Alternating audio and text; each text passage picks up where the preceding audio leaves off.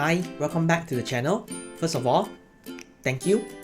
Thank you for all of your support and all of you dropping by to share me the support and love in the last couple of days and week. You know, the amount of the level of support has been really overwhelming. Thank you so much.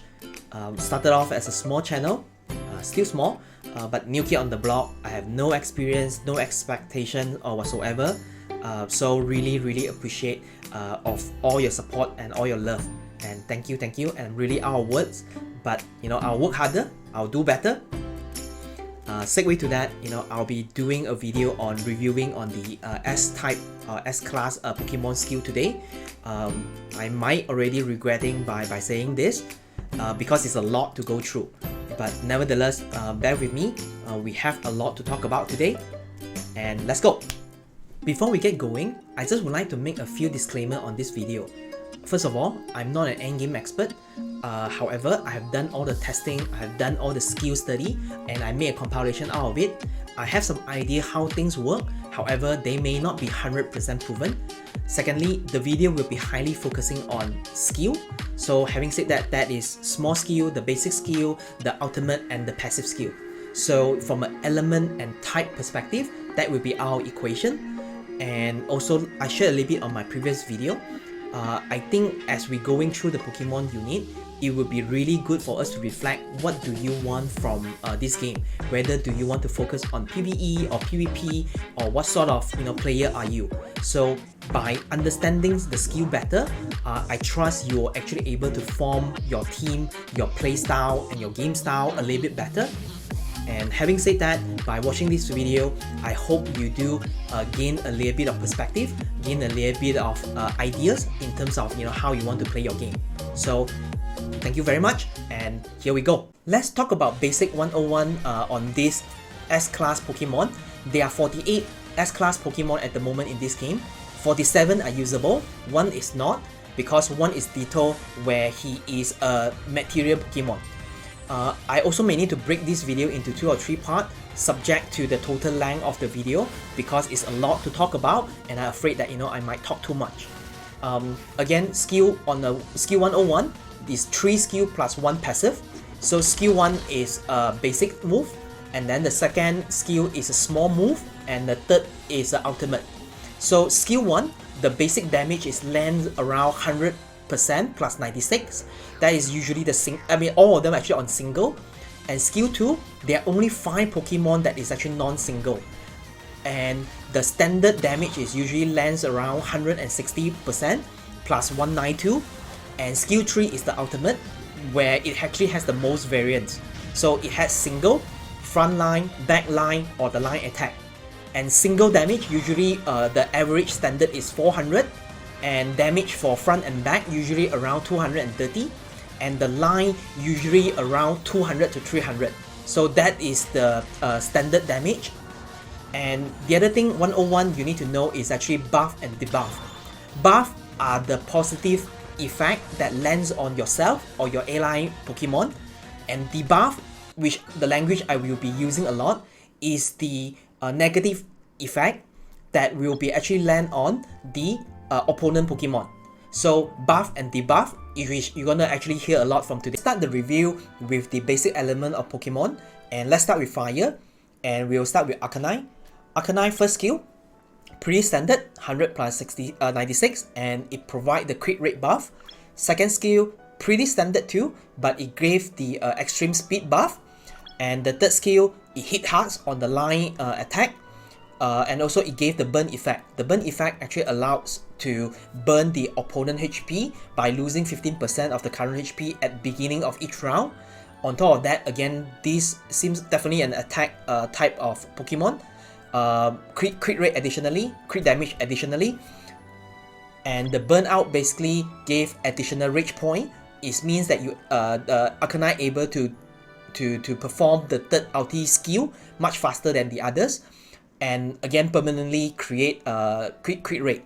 So pretty much this unit has to build very highly on attack so that it hits hard, because I think those skills are pretty much an attack base. The only things that I think is his potential for Arcanine to work is actually on the speed buff. I really have to do some test run in the upcoming days to work on speed buff plus the speed reduction on the opponent, just to see if the logic on additional round is actually doable in this game. Then speed team actually will work. Magmortar skill, first skill, standard 100 plus 96, but it's actually a burn effect. Second skill, burn effect, standard damage. And third skill is actually on burn effects as well, but it actually get additional damage based on the total burn effect lands on the enemy opponent. So again, it requires a lot of setup. I think it actually works better if you actually have a fire team together with Magmortar, because the more burn effect that lands on the enemy, its team will work better. So that's on Magmortar. Next we have Moltres. Moltres is very unique. First skill has this burn effect. Second skill, this is the special one because there's only few Pokemon has the second skill that is actually a non-single. So Moltres' second skill is actually on a line attack where it creates damage immunity, meaning that you have a little bit of damage reduction from the opponent. And third skill, it attacks all enemy, so the damage is much lower on 180%, but it actually Moltres looks like a support type of monster to fire type Pokemon, because it increased the crit rate for all the fire type. On top of that, it also reduces damage. On top of that, he creates a lot of burn effects to the opponent. So you can build Moltres attack, but at the same time, Moltres looks like a support unit for the fire type. So I think if that a full fire lineup, I think that might actually work well for Moltres. Next, let's look into Entei. Entei is one of those unique Pokemon that's the game mechanic is very different. First skill, damage reduction for 2 rounds. Second skill, it increased crit rate buff, but at the same time, he will lose 10% of his current HP. Third skill, very unique mechanic where it carries the unyielding as well as the ignite effect. So what it means is the more HP that you build and the more HP that Entei losses, it hits harder. So, and also the damage based on the total HP loss. So you want to build Entei on a very high HP damage so that when he actually dropping his HP, it hit much harder. And also the third skill was very unique based on the HP loss.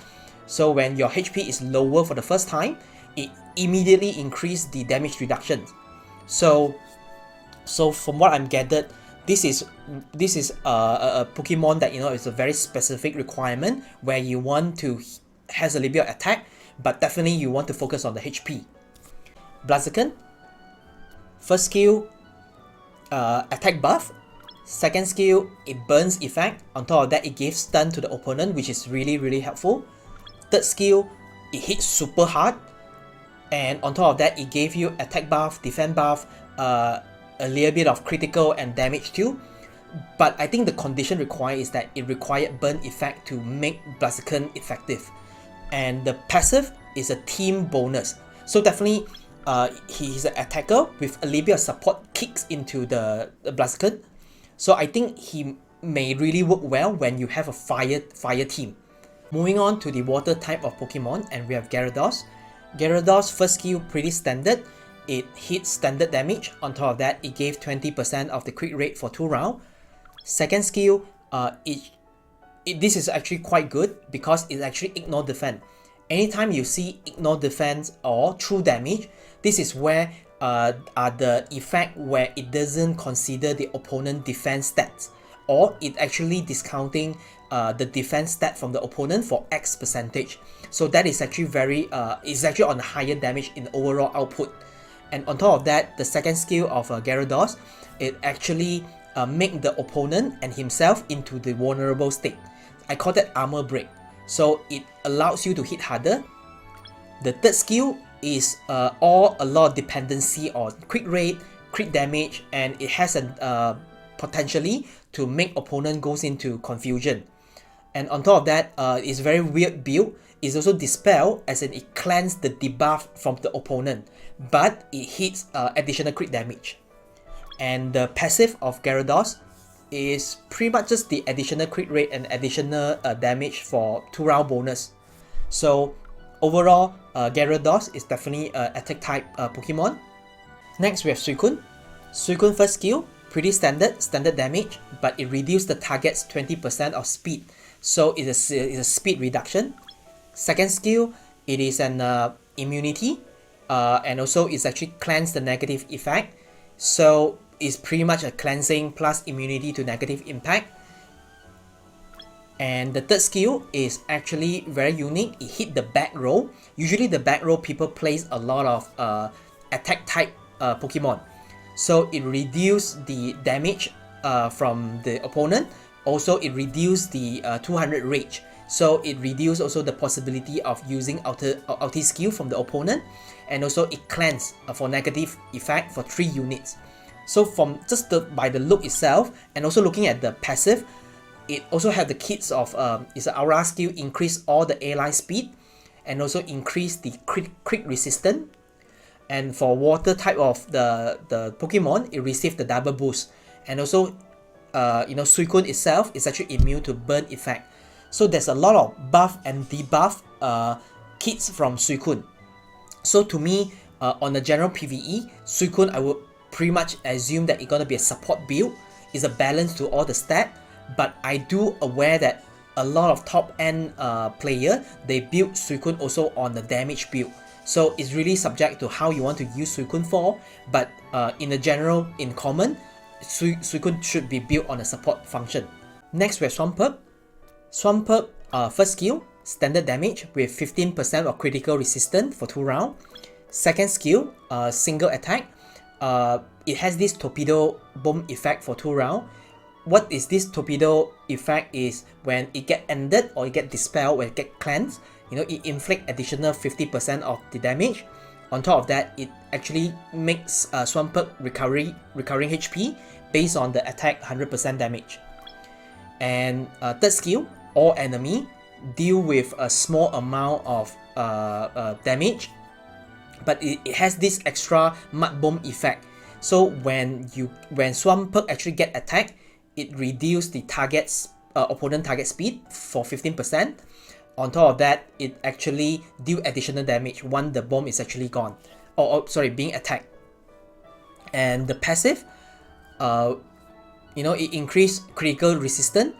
Again, when your HP is drop 75%, 50 or 25%, it cleanse the debuff, it cleanse the negative effect, and it increase own damage reduction for 40%. So overall, Swampert has a lot going on. It has damage reduction, it has a critical resistance, it recover HP, it also reduce the it reduce the speed from the opponent, and it has the damage done too. So it's a lot of kits going on in one go. So likely you're gonna build Swampert into your HP as a tank, or you want to build him on support. But overall, if you have a storage, you put it on the storage. I don't think Swampert kits is worth to invest at the moment, and I don't think his kit is that good either. So, and I think you can actually find other unit can easily replace Swampert. Next, Greninja. First skill, standard attack by reduce opponent's speed for 2 rounds. So it's a speed reduction. Second skill, it actually gains speed from the opponent. On top of that, it have a 50% chance to stun the opponent for 1 round, and also it's a guaranteed stun if the opponent's speed is faster than Greninja. So that is actually a good thing. And the third one is actually deal huge damage.